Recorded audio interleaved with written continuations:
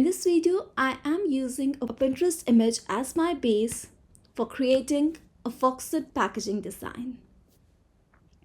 So if you struggle finding inspiration for your designs and doesn't know really where to start your next design, then this is the idea for you. Go ahead and research on the topic that you are building upon. See what others are doing in the industry, and if something clicks, why not take this as a reference point and start building on it. Like in this example, I really like the Puffs ad that I found on Pinterest, and I thought of reimagining that ad, taking that as a base, the Foxnut packaging design. So I'm recreating the body and I'm thinking of reimagining the mouth as the makhana bowl, like a big whoa expression that the mouth is giving. Let me just perfect this shape a bit because it's gonna take me some time. So I really like this pencil tool that we have in Illustrator, and I usually use it to draw the freehand illustrations that I'm using or creating for my projects. The best part is I can just redraw the lines that I already have drawn using the pencil tool, and it just adjusts the shape of that particular illustration as per my new commands. Let me just work more on this one. Okay, so now I have the shape with me. It's time for us to put in the eyes. I'm using simple eyes, just lines for the eyes, to keep the focus on the makhana bowl that we are using, because that's our attention point. Now it's time to have the face again, though I'm using the makhana bowl as the mouth expression, but still we'll need some kind of a line to express the mouth in order to give this particular character some happy vibes. Because if something looks happy, people are usually attracted towards it. And of course, we are selling food, hence we are selling happiness in here. Now let's give this particular art that we have created more expression. So I'm keeping the hair blank, so I'm not adding anything for the head over here because I want to use the negative space for this illustration and people can reimagine the head. But I do want to give the head a base. So I'm using the negative space for the head, but the head is going to be vast. It's going to be big. So I need to give that some boundary to balance that negative space. And here I am drawing a circle. But instead of filling the area that we have for the head, I'm going to add a different color to the background, the bottom section that we have. And this way, I'm letting the negative space do its part. Now let's add the word makhana in big and bold because that's what we are selling. And yes, choosing the right font could be a tough task and time consuming. Let me see what sticks. And I think I really like this makhana font. It's quirky, it has some personality to it, which is matching the freeform illustration style that we have on the packaging so far. The spacing that we have for the partition that we have in A, it's elongated. That is exactly matching the big head and the type of illustration that we have drawn. So I think the personality of this font really matches the personality of the packaging that we are trying to capture in here. Now let's add some twerk to it and add some hand-drawn illustrative makhanas to the packaging. And this looks terrible, so we are not adding tongue to this particular design, that's for sure. But let's add some makhanas here and there and add some depth to the flat space that we have in the background right now. Minimal design is great, but sometimes when it comes to packaging, it needs to interest the viewer. It needs to grab the attention, and so adding these small things could be really beneficial. Roasted foxnut added. Let's use a random company name, whatever we can think of, to add the logo in the design.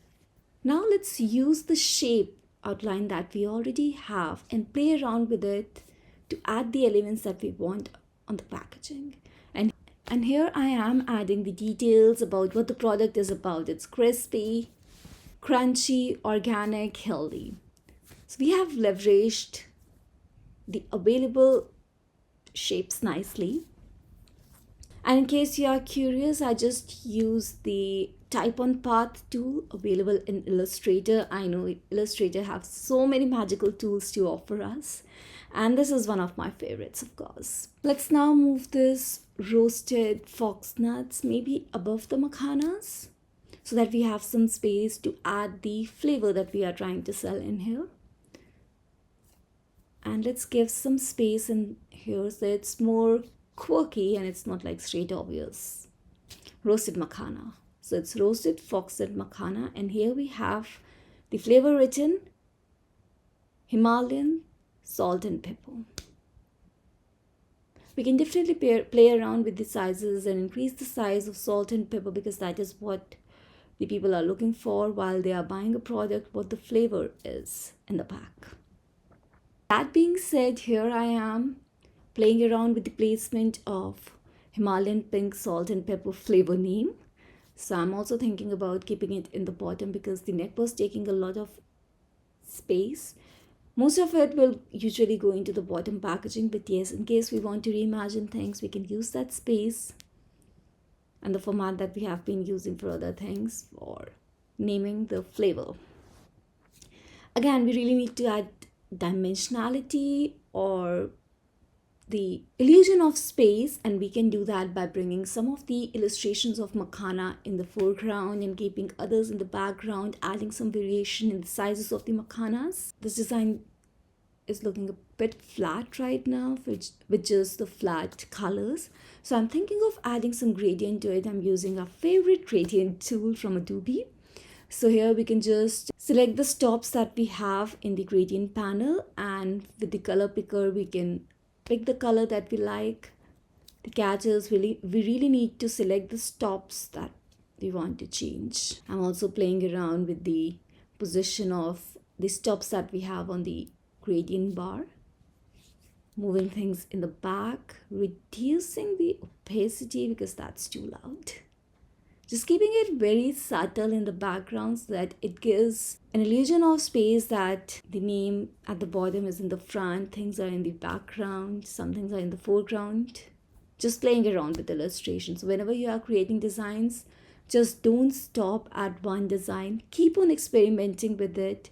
See what all possibilities you can explore. Like I was saying, just don't stop at the first design, the very first design that you create, because there's always room for improvement. So here I am. The design again was looking very flat as I was mentioning. So why not add some big bold images of makhanas themselves? Because makhana is the product that we are selling, and currently with the mouth shown as makhana, it's a nice creative expression playing around with the things that are available to us. But I don't think so that makhanas are taking the center stage in this case. Adding these single pieces of makhanas here and there can really entice the user into our product, and they might feel attracted and feel like eating it. So whenever we are seeing any big pictures of food, we are always tempted to try them. So that's what we are trying to do by adding these. Let's also put one makhana near the name makhana, because when elements interact with one another, the design seems more cohesive. If you have seen my videos on design principles, then you might have come across me saying this particular thing there as well. I'm playing again with the sizes, the placement, the rotations. So in case you are curious how I'm masking these, so usually what we have to do is we just have to create a shape over the image, whichever we want to mask. We have to press Command 7 or Control 7, and that will mask the image into the shape that we have in the forefront. And that is it.